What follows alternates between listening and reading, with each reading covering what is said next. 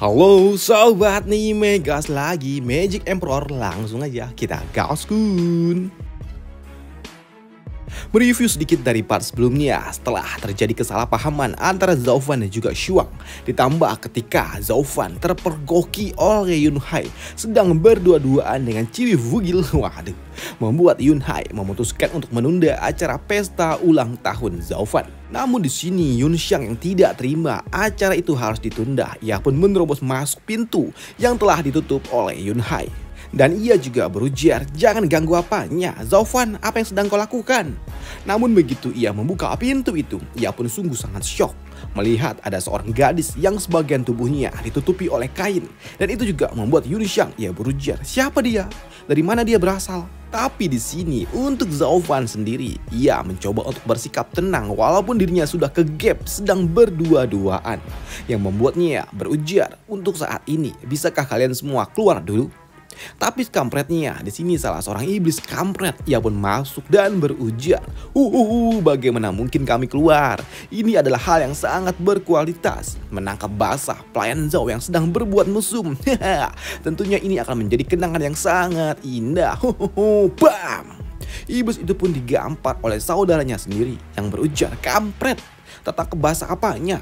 Pelayan Zhao itu adalah pria yang rupawan, terlebih lagi dia adalah pria lajang. Dia sangat normal, dia itu pria yang sangat sempurna yang dapat membuat pria ataupun wanita terpesona dengannya.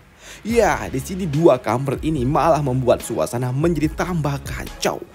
Kimbe lah, iblis bodoh itu yang malah membuat suasana semakin buruk, pikir dari Zhaofan. Sedangkan untuk Putri Yongni, ia yang masih penasaran siapa gadis yang dibawa oleh Zhaofan. Maka dari itu, ia pun memutuskan untuk masuk dan melihat siapa gadis mana yang udah diewe oleh Zhaofan. Hei, mari kita lihat siapa kau. Dan kita lihat apakah kau layak untuk pelayan Zhaofan kami yang agung ini. Tapi begitu selimut itu akan dibuka oleh Putri Yongni, Zhaofan ia pun hilang bersama Shuang. Ya, di sini Zhaofan ia pun berpindah tempat dengan menggunakan teknik teleportasi ke tempat lainnya. Dan setelah beberapa saat kemudian, kini Shuang ia pun datang kembali setelah ia mengenakan pakaian. Dan itu juga membuat Zhaofan ia berujar, hei, sudah kukatakan aku hanya ingin mendapatkan dukungan darimu tanpa adanya syarat khusus. Kita ini satu tim dan kau adalah salah satu orang-orangku. Jadi urusan kakekmu itu adalah urusanku juga. Jika aku tidak membawa semua anggota klan Yun menuju hutan Breakwin, ini masalah akan menjadi tambah sulit. Aku melakukan ini semua karena aku mengagumi kebaikan kakekmu. Jadi ya, untuk saat ini lupakanlah soal masalah yang ada di ibu kota ini. Dan kau tidak perlu lagi untuk membahasnya. Ujar dari Zhaofan yang membuat Shuang kini ia hanya dapat terdiam mendengar semua ucapan dari Zhaofan. Namun di sela-sela itu juga, di sini Shuang tiba-tiba saja ia ternotis akan suatu hal. Dan itu juga membuatnya berujar, Feel Dragon, ia telah datang. Hei, mendengar hal itu membuat Zhaofan ia berujar, apa? Feel Dragon? Ya, aku ingat Yun Xuanji ia pernah mengatakan hal ini kepada diriku. Ya, Feel Dragon adalah mereka, orang-orang dari kerajaan Quan Rong. Ya, kedatangan orang-orang dari kerajaan Quan Rong membuat Zhaofan ia berujar, hei, apakah kerajaan Quan Rong akan menyerang? Dan ketika hal itu dibenarkan oleh Shuang, membuat Zhaofan ia berujar, baiklah, aku paham, mulai sekarang kau ada di pihakku, sambut dari Zhaofan. Sedangkan di sisi lain, saat ini di ruang aula tahta kekaisaran penuh. Ruangan aula ini dipenuhi oleh para pejabat pemerintah. Di tempat ini, Marshal Dugu ia pun mulai berbicara soal penyelidikan soal dalang di balik pembunuhan pendeta agung. Dan ia juga berujar, Yang Mulia, selama 10 hari ini saya telah bekerja keras untuk mencari dalang di balik pembunuhan pendeta agung. Namun hingga detik ini saya juga belum mendapatkan hasil apapun. Maka dari itu saya meminta izin kepada Yang Mulia untuk memberikan saya lebih banyak lagi prajurit untuk bekerja menyelidiki para bangsawan agung. Ya, izin diberikan, sambut Kaisar dengan tenangnya. Sedangkan untuk Perdana Menteri Zugi yang memang telah tahu siapa dalang di balik ini semua, membuatnya berujar di dalam hati, Marshal tua ini, ia cukup serius dalam usaha pencarian yang ia lakukan. Tapi sayangnya, ia terlalu jujur dan tidak mampu memahami spionase di dalam istana kekaisaran ini. Teruslah kau seperti itu. Lakukanlah apa yang kau suka, tapi tetap saja kau tidak akan pernah mendapatkan apa-apa, pikir Perdana Menteri Zugi. Setelah Marshal Dugu mendapatkan apa yang ia mau, kini giliranlah Perdana Menteri Zugi lah yang akan berujar. Yang mulia, saya memiliki permintaan. Ibu kota kekaisaran telah diblokade selama 10 hari hingga membuat rakyat dan beberapa klan kini mulai diselimuti ketakutan. Maka dari itu, demi kedamaian, saya meminta izin kepada Anda untuk membuka gerbang ibu kota. Mendengar permintaan Perdana Menteri, di sini Marshal Dugu, ia berujar, kasus pendeta agung belum usai dan kau ingin membuka gerbang ibu kota? Apa mungkin Perdana Menteri memiliki urusan pribadi hingga membuatmu menjadi tidak sabaran seperti ini? Ia melihat perdebatan itu, di sini Kaisar ia hanya dapat memantau aja. Sedangkan untuk Perdana Menteri, ia berujar, kasus pendeta agung memang merupakan hal yang sangat penting. Namun, sama halnya dengan reputasi kekaisaran. Yang mulia, Anda boleh saja mengabaikan mata pencarian orang-orang. Namun, Anda juga harus peduli dengan rumor yang akan beredar di luar kekaisaran. Sembari mengeluarkan sebuah not petisi, di sini Perdana Menteri Zugi, ia berujar, Yang mulia, Kerajaan Guanrong telah mengetahui acara 100 tahun Anda dan raja mereka telah mengirimkan utusan beserta hadiah untuk Anda. Maka dari itu, tolong izinkanlah mereka masuk, Yang mulia. Apa? Hei, mendengar hal itu, mendengar Kerajaan Guanrong datang membuat Kaisar dan juga Marshal Dugu shock. Apa? Guanrong mengirimkan utusan? Ya, Anda benar, Yang mulia. Ini adalah urusan luar negeri. Anda harusnya tahu, membuat utusan luar negeri melihat ibu kota kekaisaran yang telah ditutup hanya akan membuat kita diejek oleh mereka. Ya, di sini Kaisar pun ia paham tentang maksud tersirat dari balik Perdana Menteri Zugi yang memaksa dirinya untuk membuka segera gerbang ibu kota kekaisaran. Sial, kampret tua ini. Dia jelas mengincar diriku. Dan aku sebelumnya memang tidak merespon permintaannya untuk membuka blokade itu. Dan kini ia menggunakan utusan dari Guanrong sebagai alasan, jika aku membuka blokade itu akan membuat diriku tampak seolah-olah hanya ingin menyelamatkan wajah alih-alih melindungi rakyat. Ambisi kampret tua itu sungguh sangat jelas terlihat. Namun ia berhasil melakukannya dengan cara yang sangat halus hingga membuatku tidak dapat marah. Pikir Kaisar. Sedangkan untuk Marshal Dugu yang merupakan jenderal perang yang selalu saja berselisih di garis pertahanan kekaisaran, ia berujar, Yang mulia Kaisar, Guanrong dan Tianyu selama ini selalu saja menunjukkan rasa permusuhan dan kita juga memiliki banyak sekali perselisihan dengan mereka setiap tahunnya. Dan aku yakin utusan yang mereka kirim kali ini merupakan bagian dari rencana jahat milik mereka yang sangat rumit. Dan dengan situasi ibu kota kekaisaran yang memang saat ini tidak kondusif, ini justru akan menguatkan alasan kita untuk tetap menutup ibu kota kekaisaran, ujar Marshal Dugu. Di sini Marshal ia juga menambahkan, Yang mulia, saya mohon Anda menolak tawaran mereka dan jangan sampai kita membawa serigala di tengah-tengah kehidupan kita, tambah Marshal. Tapi hal itu langsung dihentikan oleh Perdana Menteri Zugi. Ia berujar, Marshal tua, kau sudah salah paham. Justru karena memang kekaisaran kita dengan mereka selalu berselisihan. Bukankah sebaiknya kita menggunakan kesempatan ini untuk memperbaiki hubungan ini dan mulai hidup dalam keharmonisan? Terlebih lagi, kali ini mereka membawakan hadiah. Jika kita menolak mereka, bukankah hanya akan membuat Tianyu malu? Jika kita menolak mereka, itu akan membuat Guanrong menganggap remeh kita. Dan itu semua ada sangkut pautnya dengan harkat martabat Kaisar dan juga nama Tianyu. Lantas bagaimana bisa Anda sampai kehilangan rasa hormat seperti ini, Marshal Dugu, ujar Perdana Menteri. Dan hal itu juga dibenarkan oleh para pejabat lainnya. Dan kali ini adalah Menteri Pertahanan Tianyu yang berujar, Yang mulia, argumen Perdana Menteri sungguh sangat masuk akal. Maka dari itu izinkanlah, Yang mulia. Dan hal itu pun juga kembali dibenarkan oleh para pejabat pemerintah yang lainnya pula. Yang mulia, kami semua menyetujui. Yang mulia, ujar para pejabat pemerintah ini.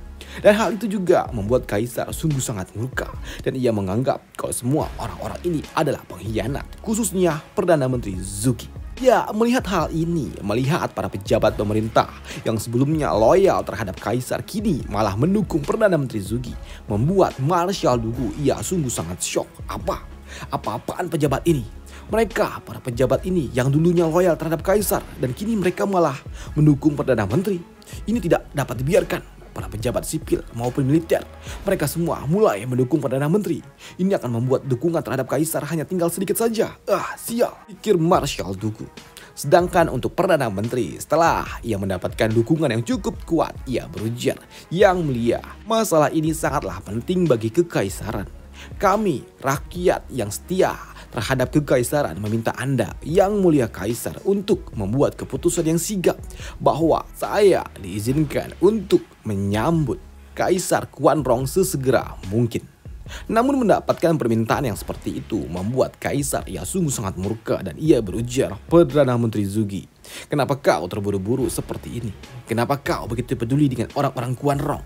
Jika orang awam tahu akan hal ini, mereka akan mengira kalau kau adalah Perdana Menteri Quanrong." Ya, mendengar apa yang dikatakan oleh Kaisar membuat para pejabat ini berpikir kalau Kaisar sungguh benar-benar sangat murka hingga dapat menuduh Perdana Menteri Zugi sebagai pengkhianat kekaisaran.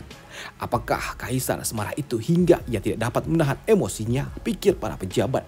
Sedangkan untuk Perdana Menteri Zugi, ia pun dapat menanggapinya dengan sangat tenang dan ia juga berujar, "Yang mulia, Anda jangan bercanda.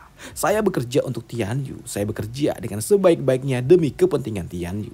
Mohon mengertilah Kaisar. Semua yang saya lakukan ini demi kekaisaran Yang Mulia."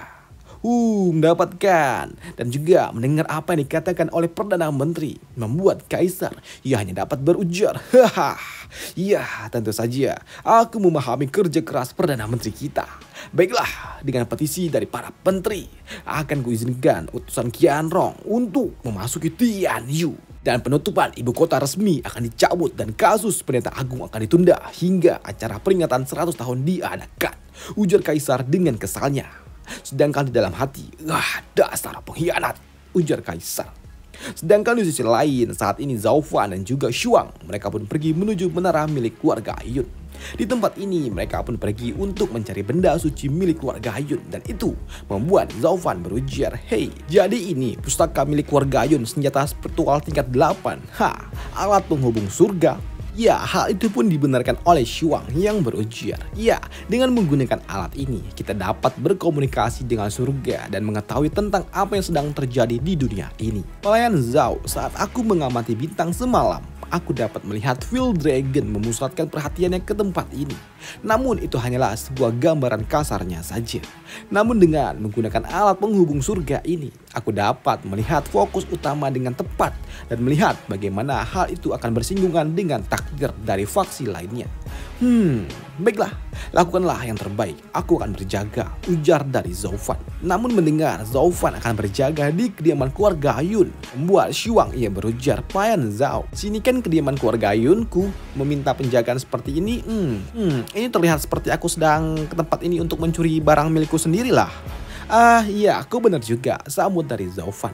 Tapi ya, mau bagaimanapun ada banyak sekali mata dan juga telinga dimanapun itu.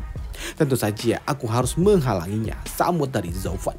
Ya, mendengar apa yang dikatakan oleh Zhao Fan membuat Shuang yang berujar di dalam hati, Dia tidak terlihat seperti orang jahat. Ya, setidaknya ia terlihat seperti itu. Jika dia orang jahat, tidaklah mungkin orang-orang dari keluarga Luo sampai ingin sekali merayakan pesta ulang tahunnya. Hei, ngomong-ngomong soal pesta ulang tahun, Shuang ia pun teringat akan dirinya yang vugil di kasur milik Zhao Fan. Waktu itu aku sedang berbaring di kasurnya. Itu seperti aku sedang memberikan hadiah ulang tahun dengan tubuhku. Itu benar-benar membuatku sungguh sangat malu, ujar Shuang di dalam hati. Namun kini Shuang ia pun mencoba untuk tetap kembali fokus dengan tujuan utamanya datang ke tempat ini. Baiklah, mari kita mulai. Dan begitu Shuang yang menyentuh senjata suci milik klannya, Shuang ia pun melihat ada 3 ekor naga melambung di udara, di mana ia melihat pecahan puzzle masa depan terlihat dengan sangat jelas, di mana ia dapat melihat di masa depan terjadilah sebuah perang besar, terjadi pembantaian di mana-mana, pembunuhan. Dan itu sebuah adalah pemandangan yang sungguh sangat luar biasa mengerikan. Dan itu juga membuat tubuh Shuang ia gemetar ketakutan. Dan itu membuat Zhao Fan yang melihatnya ia berujar, "Hei, apa yang telah terjadi? Shuang, kenapa? Ada apa Shuang? Kenapa kau menangis? Apakah kau kelilipan? Kelilipan mata lu? Pelan Zhao, kumohon." Shuang sembari memegang tangan Zhao Fan, ia berujar, "Pelayan Zhao, hanya kau boleh mengabaikan apa yang telah terjadi kepada kakek. Tapi kumohon untuk kali ini, kumohon kau cegahlah pertumpahan darah yang akan terjadi ini, pelayan Zhao. Hanya kaulah seseorang yang dapat merubah takdir di Tianyu ini. Kumohon, hanya kaulah yang dapat membebaskan semua orang dari penderitaan ini," ujar Shuang sembari nangis. Dan itu juga membuat Zhao Fan berujar, "Baiklah, aku akan melakukan yang terbaik. Tapi apanya pelayan Zhao? Ya, kau tahu, aku selalu saja memisahkan urusan pribadi dan juga urusan bisnis. Dan sekarang kau bersama diriku dan aku akan membantumu menyelesaikan masalah yang kau miliki. Dan hal yang lainnya akan dilakukan secara terpisah. Dan itu adalah gayaku. Dan kujamin ya, kau akan segera tahu nantinya. Namun ya, untuk saat ini, apa yang telah kau lihat di masa depan." Di sini Shuang ia berujar, "Zhao Fan, Field Dragon, mereka akan berfokus kepada keluarga Luo." Hei, mendengar hal itu membuat Zhao Fan berujar, Apa maksudnya? Ya, inilah yang takdir katakan, Field Dragon. Mereka akan memberikan perlakuan yang sangat mengerikan kepada keluarga Luo. Selain itu, hal ini, ya, perilaku Field Dragon juga akan memberikan keuntungan kepada 3 faksi lainnya, di mana mereka akan mendapatkan keuntungan, sedangkan klan Luo akan terus terbenam dan juga diperlemah. Di sini Shuang ia juga berujar, datangnya Quan Rong ke Tianyu adalah sebuah pertanda buruk bagi keluarga Luo. Hei, mendengar teka-teki yang aneh ini membuat Zhao Fan ia berujar, "Hei, bagaimana bisa ini terjadi? Kenapa keluarga Luo yang menjadi target penghancuran, sedangkan 3 faksi lainnya malah mendapatkan keuntungan dan mereka akan semakin besar? Tapi ya, harusnya bukan ini masalahnya. Aku bisa paham ketika 2 faksi itu berkembang. Tapi soal Crouching Dragon atau kekaisaran ini, bagaimana bisa? Field Dragon, mereka datang dengan pemikiran untuk menghancurkan Crouching Dragon. Lantas kenapa hasilnya malah keluarga Luo yang menderita? Tidakkah ini aneh?" Tanya dari Zhao Fan. Di sini Shuang ia berujar, "Entahlah, aku juga tidak tahu. Namun berdasarkan yang aku lihat, target utama dari Field Dragon adalah Crouching Dragon atau keluarga kekaisaran. Namun surga telah menunjukkan hal yang sebaliknya. Dan aku juga tidak mengerti," sambut dari Shuang. Dan hal itu juga membuat Zhao Fan ia berujar di dalam hati. Yun Xuanji ia berujar kalau takdir akan dipenuhi dengan jalan kehidupan dan juga kematian. Sedangkan orang-orang bebas membuat pilihan dan pilihan itu akan membuat hasil yang berbeda pula. Yang artinya 3 keluarga bangsawan agung lainnya, mereka pasti melakukan sesuatu agar Field Dragon mengincar keluarga Luo. Namun yang menjadi pertanyaannya, apa alasan utama kekaisaran Quan Rong mengincar keluarga Luo? Keluarga kecil kami, pikir dari Zhao Fan. Di sini Zhao Fan ia juga bertanya, lantas bagaimana nasib dengan keluarga Luo? Di sini Shuang ia berujar, "Aku tidak tahu. Keluarga Luo memiliki kau sebagai penguasa dan kau berada di luar surga. Maka dari itu nasib keluarga Luo tidak pernah terbaca oleh surga. Aku tidak dapat melihatnya." Ia mendapatkan jawaban itu membuat Zhao Fan ia pun bingung tentang apa yang harus ia lakukan. Seperti peribahasa katakan, kenali dirimu dan musuhmu, maka kemenangan akan menunggu dirimu.